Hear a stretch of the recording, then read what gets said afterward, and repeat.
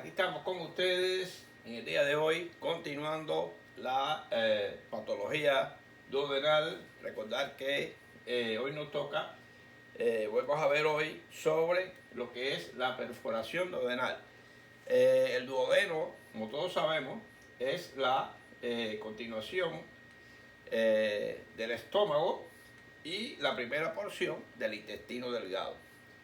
Esta es una víscera hueca, sometida no a grandes presiones, pero quizás por estar un poco fija a lo que es el retroperitoneo, no así libre como el resto del intestino delgado, está sometida a tensiones, por ejemplo, ante un traumatismo, puede sufrir alguna laceración, sería una de las causas, el trauma de la perforación duodenal, aunque estamos trabajando con las úlceras, sería entonces la úlcera duodenal perforada.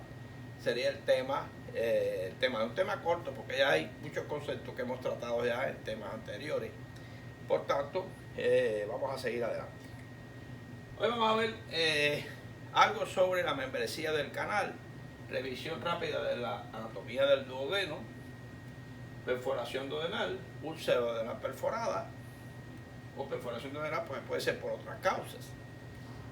Contenido y flora duodenal, cómo se asocia esto a cuando hay una perforación, lógicamente, qué tipo de contenido sale al peritoneo, es un área aséptica, prácticamente casi total. Abdomen agudo, médico y quirúrgico, una clasificación general, y concepto de síndrome perforativo, lógicamente.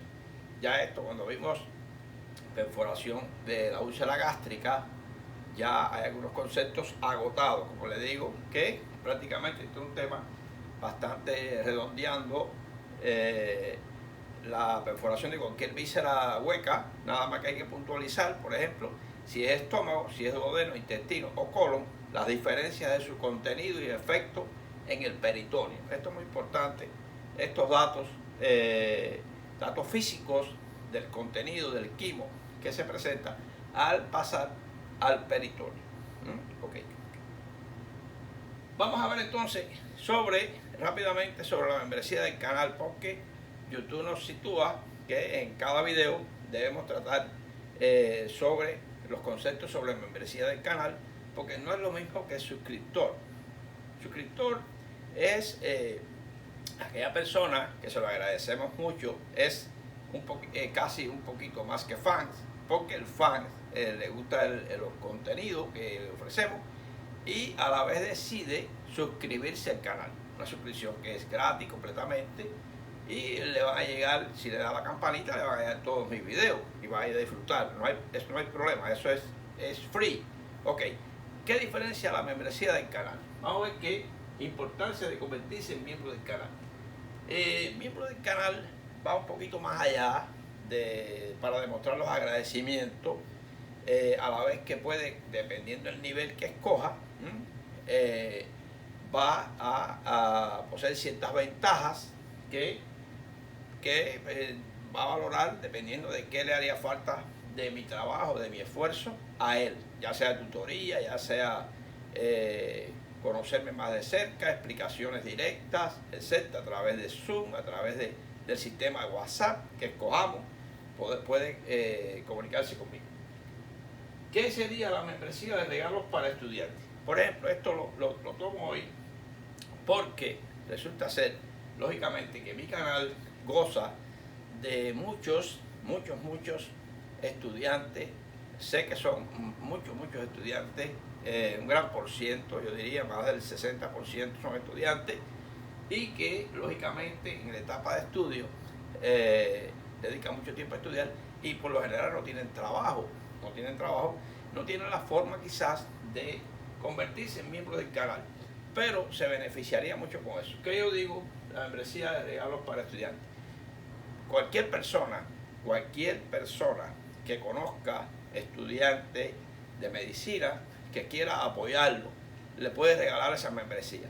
Revisar junto con él la parte de unirse, join o unirse, y pagarle esa membresía como regalo a ese estudiante o a un grupo de 3 o 4 estudiantes. Esto, independientemente que me beneficia lógicamente a mí en el caso del canal y al canal, porque puedo haber un mayor tiempo canal, puedo dedicar más tiempo al canal. Esto es un dato que le doy importante. Al convertirse en miembro del canal, apoyas a muchos estudiantes suscritos, que están suscritos, que reciben los videos con amor y cariño, el problema de forma gratuita y libre. Pero ¿qué pasa? Pero estos no pueden pagar la membresía, pero un canal apoyado es un canal que se desarrolla. Lo digo así porque tengo miembros del canal, quizás han podido convertirse en miembros porque pueden pagar el set. Y ¿cómo sería? Visitar Join en inglés o unirme debajo de cada video. Pueden revisar, la solicitud sobre todo hoy directa es los regalos que pueden hacer, regalar una membresía. Regala una membresía a un sobrino, estudiante de medicina, a un hijo, a un amigo, etcétera, que le haga falta esta membresía y no la pueda pagar mensualmente. YouTube para esta parte, esta plataforma, sí, lógicamente exige un pago mínimo, que la escala está, usted entra y revisa y ahí está la escala. Dependiendo de sus necesidades, usted puede escoger el nivel.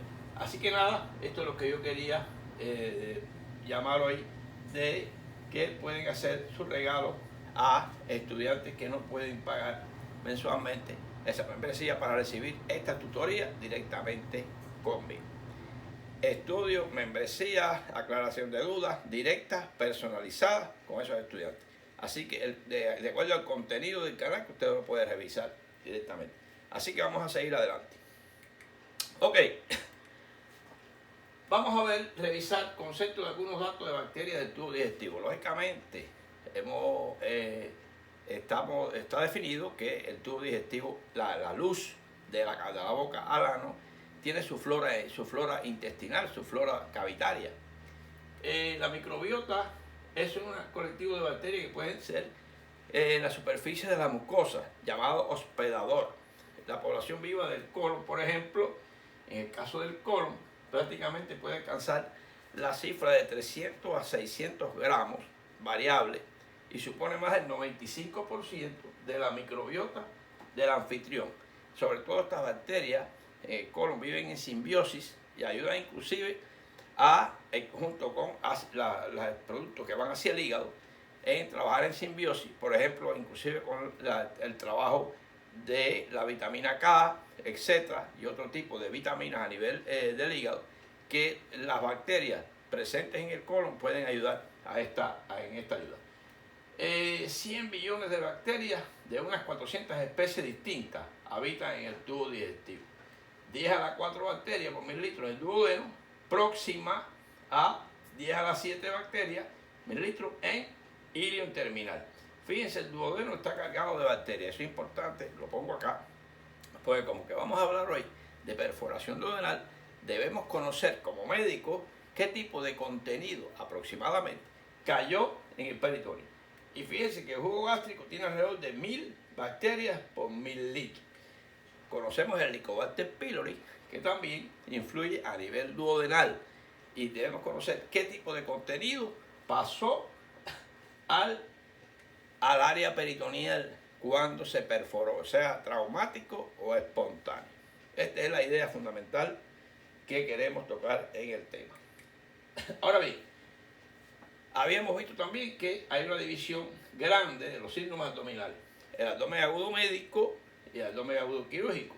Lógicamente, el abdomen agudo médico, que va desde un conjunto de enfermedades, ¿no?, que de menos de 7 días de evolución, que no requieren un tratamiento quirúrgico, por lo general. Son cólicos ureterales, afecciones del tubo gastrointestinal asociados o no con diarrea y vómito, las vías biliares, cólico biliar, ilioparalítico, crisis trombótica del drepanocítica, del falsémico, ya llegará este momento para dar este tipo de patología, y la patología ginecológica, ya sea endometriosis, las dismenorreas, etcétera, que pueden causar dolor. Pero en la parte del abdomen agudo quirúrgico, como decimos, cuadro de dolor abdominal que comienzo brusco, y impreciso de menos de 6 horas de evolución que sin antecedentes previos por lo general y rápida deterioro del paciente que lo lleva a un tratamiento quirúrgico. Estamos hoy en perforación del duodeno, igual que este tema lo tocamos, lo mencionamos cuando hablamos de la perforación gástrica, ¿ok? En la cavidad abdominal. Por ejemplo, ahí tenemos la apendicitis aguda, será motivo de un tema interesante futuramente, perforaciones de víscera hueca. En esta entra hoy, lógicamente, el duodeno, que es una víscera hueca, con características especiales porque es entre lo que es el estómago y el recto, es uno de los órganos que tiene sus características muy especiales, que hemos hablado de su anatomía, vamos a revisar un poquitito hoy, más adelante, sobre esto, porque tiene gran parte de él es retroperitoneal, es importante eso. Colecistitis aguda, embarazo ectópico roto, lógicamente el embarazo ectópico roto, oclusión intestinal y traumas. Entre los traumas está la ruptura de duodeno o cualquier víscera hueca o maciza por trauma cerrado o abierto abdominal. Vamos a ir adelantando estos conceptos porque todo esto viene poco a poco por ahí. Ahora bien, ¿cuáles son las complicaciones del síndrome gástrico y duodenales por úlcera? Habíamos estudiado el síndrome pilórico y la estenosis duodenal. Ya lo habíamos visto acá. Estos dos temas ya los habíamos visto. Dilatación gástrica aguda es un tema que no hemos visto. Vamos a verlo sobre todo cuando se asocia a pacientes que están en terapia intensiva, bajo condiciones de accidentes cerebrovasculares, etcétera, donde puede haber dilatación gástrica aguda, muy parecida a lo que es el ilirio paralítico, etcétera. Sangramiento digestivo alto, que ya lo vimos. Quizás sangramiento digestivo alto en duodeno, quizás no lo veamos. ¿Por qué? Porque prácticamente es el cuadro igualito, idéntico. Quizás lo mencionamos, etcétera, porque prácticamente es un sangramiento. El sangramiento se va a comportar igual que el sangramiento digestivo gástrico, la melena, etcétera. Quizás toquemos el tema, pero no. La perivisceritis, la malignización, que es bien rara en duodeno, sobre todo el ampuloma de Vater, ya lo trataremos futuramente cuando veamos las ictericias obstructivas. Muy bien, en ese caso, porque esto va a provocar que a través del esfínter de Oddi no pueda pasar la bilis adecuadamente ni el jugo pancreático y puede devenir con pancreatitis o ictericia obstructiva. ¿Ok? Entonces, la úlcera duodenal perforada. Esto sí, úlcera, este es el tema de hoy que estamos tratando, por eso está en rojo hoy. Estamos tratando en el día de hoy. Ok, causa de perforación duodenal. Causa en general de perforación duodenal. Lógicamente, la úlcera péptica duodenal perforada. Enfermedad de Crohn del intestino delgado. La enfermedad de Crohn, que es una enfermedad de que cae en el saco de la inmunológica, lógicamente, por alteración, exacerbación del estrés oxidativo, etcétera, la ausencia de los genes supresores, etcétera, entra en una enfermedad que destruye, sobre todo, del intestino delgado, intestino grueso. Puede llegar un poco más alto, pero en realidad va de intestino delgado a intestino grueso, enfermedad de Crohn, del intestino delgado, y es una de las causas que puede llevar a la inflamación de la mucosa, debilidad y perforación. Divertículos duodenales, también en todo el tubo digestivo pueden haber divertículos duodenales, no son tan frecuentes como el divertículo de colon, pero puede presentarse. Los tumores, la quimioterapia general para tumores de otras regiones del tubo digestivo o del cuerpo pueden afectar también a lo que es la alteración celular a nivel del duodeno y afectar. Impacto de cálculo en la ampolla de Vater, lógicamente recordar, la ampolla de Vater que está acá, ya estudiaremos la llegada del colédoco y el conducto pancreático principal de Wilson, ahí está. Y atrogenia por endoscopía y cirugía y trauma cerrado de abdomen. Son las causas que pueden provocar perforación duodenal, así como otras vísceras huecas. Pero bueno, está entre las causas generales. Cuadro según la perforación: intraperitoneal y retroperitoneal. Recordar que el duodeno, si lo vemos acá de frente, esta es una vista anterior y esta es una vista posterior. El duodeno desde la ampolla del duodenal se hace en la primera posición, se mete para la parte posterior del duodeno, aquí, como lo vemos aquí. Toda esta parte descendente y horizontal son retroperitoneal. Esta parte es intraperitoneal, así como la parte del yeyuno, ya donde se inicia el yeyuno, aquí. Pero toda esta porción es retroperitoneal. ¿Qué quiere decir? Que una perforación de toda esta porción acá, sobre todo en su pared posterior, el contenido donde va a caer en el retroperitoneo y cambia el cuadro clínico completamente. No es lo mismo que la úlcera de lo que es el área de la ampolla duodenal, que sería intraperitoneal, cara anterior, el contenido cae directamente al peritoneo, dando el cuadro clínico completo, abdomen en tabla, los signos que vamos a ver seguidamente, la peritonitis, el abdomen en tabla, como les digo, etc. Pero la parte posterior, esta aquí, va a dar un cuadro más solapado porque el contenido va a caer a la parte posterior, así como si es la porción, esta que es la parte ascendente, cae en el fondo, hay una bolsa, hay una fosa retroduodenal acá, y ahí caería el contenido y el cuadro se oculta un poco. No es lo mismo que cuando hay una perforación de toda esta área, de la cara anterior, que caen hacia la parte intraperitoneal. Y el paciente va a tener todo el cuadro que vamos a señalar seguidamente. Muy parecido, algunos signos inclusive, a la úlcera gástrica perforada de la cara anterior del estómago. ¿Ok? Recordad que la cara posterior del estómago, si se perfora, cae en la trascavidad de los epiplones, también dando un cuadro diferente y muy difuso, escondido. ¿Ok? Esto es importante, por eso le pongo cuadro según porción perforada.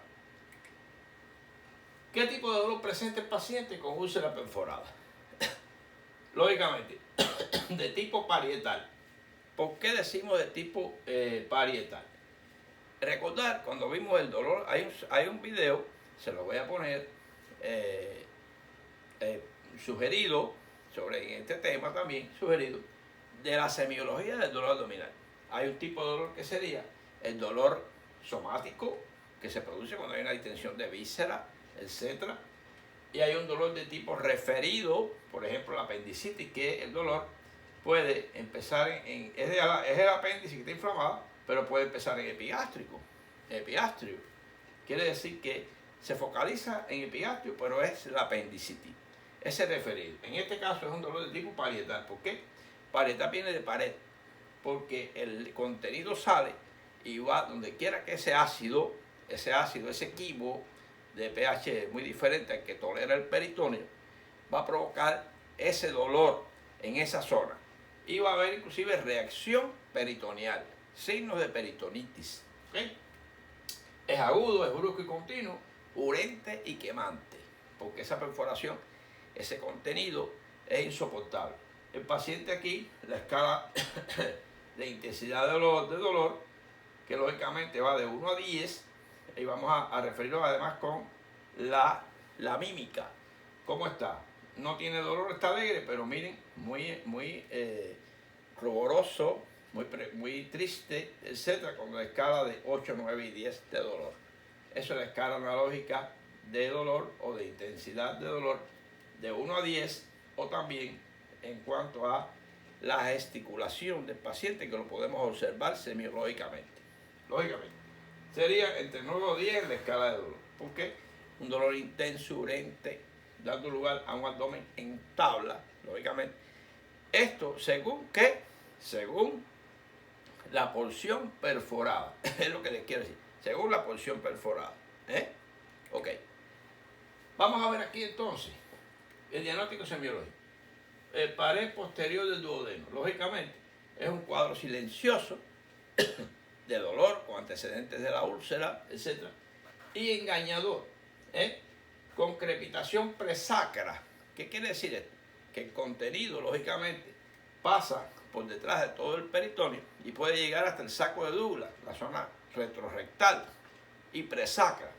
Y hacemos un tacto con el dedo contrario hacia lo que es el área hacia el sacro, y entonces va a haber crepitación, que muchos le llaman también como el absceso presacro, el absceso retrorectal, que se llama signo de Proust. Hay muchos signos, hay varios signos de lo que es el hipogastrio que se pueden llamar de Proust, pero bueno, este es asociado a la crepitación presacra. Y lógicamente, estos son signos de cuando se perfora hacia la parte posterior. No se pierde la matidez hepática, no hay quizá un abdomen en tabla, es parecido como la pancreatitis, que hay más gravedad que signos demostrados, porque el páncreas es retroperitoneal también, etc. Ok. Pueden haber signos de shock asociados, etc. Ahora, si es de la pared anterior del duodeno, lógicamente, el paciente con gran dolor abdominal, forma brusca, a la inspección vemos un paciente que con gran dolor, como lo habíamos mostrado aquí, con gran dolor abdominal, bruscurente, quemante. Bien, a la palpación, lógicamente, a la palpación abdomen en tabla, abdomen, mucha reacción peritoneal grande, a lo que es palpación, desaparece, signo de prácticamente desaparición de la matidez hepática de Jaubert, y demostrado con el signo de Poppen en el rayo X, que sería el neumoperitoneo, el neumoperitoneo en el rayo X. Ese es desaparición de la matidez hepática, signo de Jaubert, y aquí sería, ahí se ve el aire entre el diafragma y recordar la diferenciación con la chilaiditis. Quizás se lo menciono aquí hoy, yo lo mencioné cuando la úlcera gástrica perforada, que se mete el colon redundante transverso, se puede meter entre el diafragma y el hígado y puede remedar la idea de que hay aire en el neumoperitoneo, o sea, en el peritoneo. Hay un falso neumoperitoneo,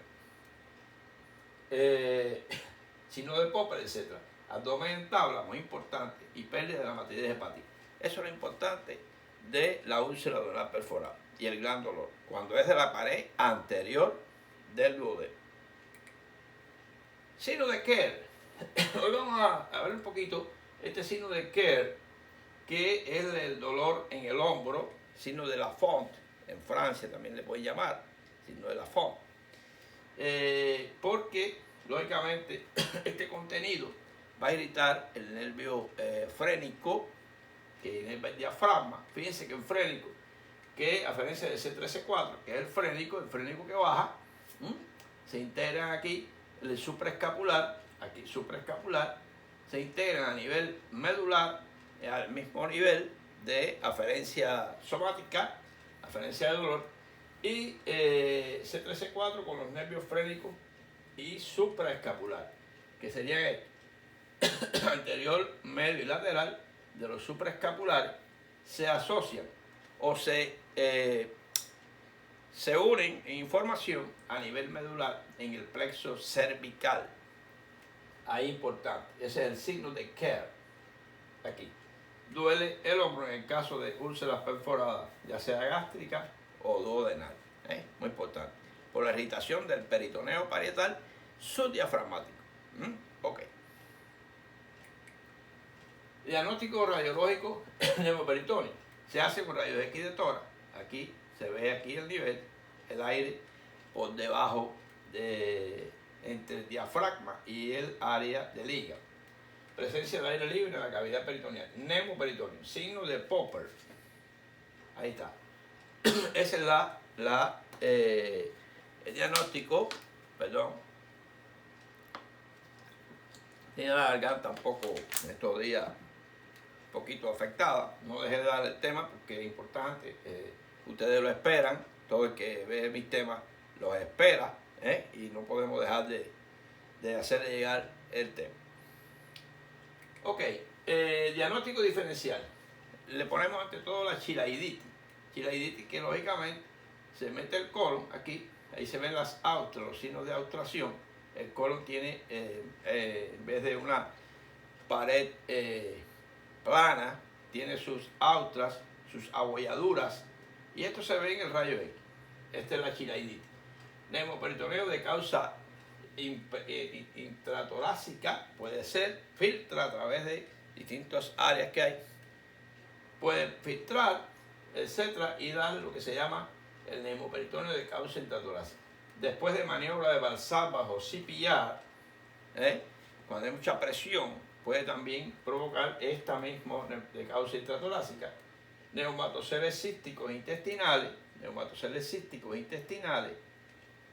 después de una exploración endoscópica, porque puede haber una iatrogenia, puede haber un traumatismo, una perforación, o también después de una laparoscopía, puede quedar aire, hay que saber esto, queda a veces hasta semanas después, y otras vísceras perforadas. Así que es idéntico diferencial de la úlcera gástrica perforada y de la úlcera duodenal perforada. ¿Ok? Ahora bien, tratamiento quirúrgico de la perforación duodenal, gran complejidad anatómica. Es lógicamente, recordar que el páncreas, que el duodeno tiene una gran relación con la cabeza del páncreas, porque inclusive embriológicamente se formaron prácticamente de las mismas yemitas, de los mismos esbozos, prácticamente, ventral y dorsal. Y de ahí entonces el tema del páncreas anular que habíamos visto anteriormente. Y hoy les refiero a que esto es una anatomía muy compleja. Hay un control rápido, hay que controlar rápido el sangramiento. ¿Qué pasa? Que el duodeno tiene una gran irrigación que conocimos, así como la cabeza del páncreas. Una gran cantidad de arterias enormes, de arterias suprapancreático-duodenales superiores, anterior y posterior, y pancreático-duodenales anterior y posterior inferior, que provienen de la mesentérica superior. Esto lo habíamos visto ya en anatomía, todo esto hay que revisarlo para poderme seguir. Duodeno, la duodenografia y drenaje, que se hace duodenografia y drenaje, vamos a ver los tipos de drenaje. Duodenografia y duodenostomía, o sea, se hace la sutura, pero además se puede dejar un drenaje, vamos a ver, que puede ser transpilórico, puede ser primaria o directamente en el duodeno, o retrógrada, anterógrada si es a través del píloro, primaria si es directamente, vamos a ver cómo, y duodenopancreatiostomía de Whipple. Esto es una operación grandiosa. Esto se reserva para el caso de tumor de la cabeza de páncreas, el ampuloma de Vater, que es un gran tumor de esa zona, donde hay que hacer una resección de duodeno, resección de cabeza de páncreas, parte del intestino delgado, y se va a hacer una hepato y ayunostomía. Todo esto vamos a explicarlo bien cuando veamos tiene como 4 procesos o empates. Hay que hacer una idea Rose con gastroiunostomía lateral, gastrodenostomía, gastroiunostomía. Tiene varias variantes que hay que mejor mostrarlo pintado cuando veamos estudiemos la plasia de cabeza de páncreas, que es que hay que quitar toda esa área, es tan complejo. Hay que unir el coledocual y ayuno, coledocual bueno, lleva esa duodenopancreatectomía de Whipple, es muy compleja, inclusive hasta para explicarla, dígame usted, realizarla. Así que tranquilo, porque eso es una operación grandiosa, heroica prácticamente, que se hace, que hay que ver cómo evoluciona el paciente posteriormente. No es solamente hacerla, sino la evolución del paciente. Vamos a ver aquí cómo sería en el caso de la duodenostomía transpilórica. Se va a través, esto es didáctico para que se vea por qué quiere decir transpilórica, pues se mete a través del píloro para conservar la sutura o la perforación que hubo del duodeno, o se hace directamente primaria a través de la misma apertura, se sutura y ¿para qué? Para aliviar presiones de la posible sutura de epipoplastia que se hizo de esta perforación duodenal. Y también está la retrógrada, que se hace a través del intestino delgado, llegando hasta el área del duodeno, quizás la parte descendente. La sonda se pone hasta ahí. En este caso sería a través del píloro, directamente el duodeno, o a través retrógrada, a través del intestino delgado.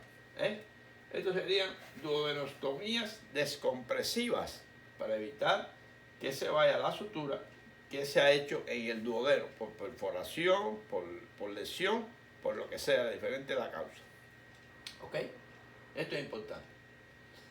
En el tubo digestivo se usan mucho las sondas descompresivas. Esta, por ejemplo, puede estar asociada también a una gastrostomía, que se conecta, lógicamente, el estómago al peritoneo, hacia afuera, con una sonda de gastrostomía, para quitar presiones y que el quimo vaya lo menos posible hacia. Todo esto también puede ser asociado más arriba. Ponemos una sonda nasogástrica para controlar, etc. Y alimentamos al paciente quizás de forma parenteral, con aminoplasmal, lipofundin, todo lo que lleva la alimentación parenteral. Que un día trataremos sobre esto cuando hablemos de hidratación del paciente. Así que bueno, así este tema prácticamente era para no dejarlo de dar, como se dice, porque cuando hablamos de la úlcera perforada gástrica, ahondamos bastante en diapositivas que pusimos hoy, etc. Así que gracias. Recuerden bien lo que les hablé. Les recuerdo el slide de principio que hablé de la membresía. Hay muchos estudiantes que, honestamente, no porque sea yo, si quieren páguenle una membresía para otro canal si quieren, de anatomía, quizás no siguen por mí. Yo lo digo porque es una idea que doy, porque hay muchos estudiantes que, según los comentarios que hacen, sé que le dan valor a mis videos y le dan valor a mis explicaciones, pero que es muy difícil hacer comentarios públicos ahí. No hay una forma adecuada para poder repasarle, para poder hacer sus tutorías, etc. Traten de, si usted tiene a bien conocer, como le dije, la explicación primaria cuando hice de miembro del canal, algún sobrino, amigo, etcétera, que tenga un hijo estudiando medicina, si tiene a bien y cree que yo puedo ser, que le sirva de tutor y lo ayude con lo que yo pueda aportar, consígale una membresía del canal, consíguesela y les prometo que voy a tener más tiempo canal, lógicamente puedo dedicarle más tiempo, el tiempo es oro, como se dice, y dedicarle tiempo a explicarle esa materia, esos datos, esa personalización de la explicación que podemos hacerle a ese estudiante.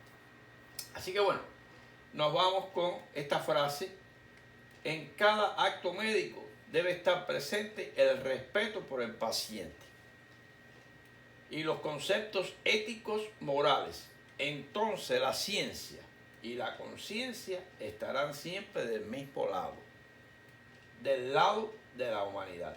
René Jerónimo Favaloro. ¿Ok?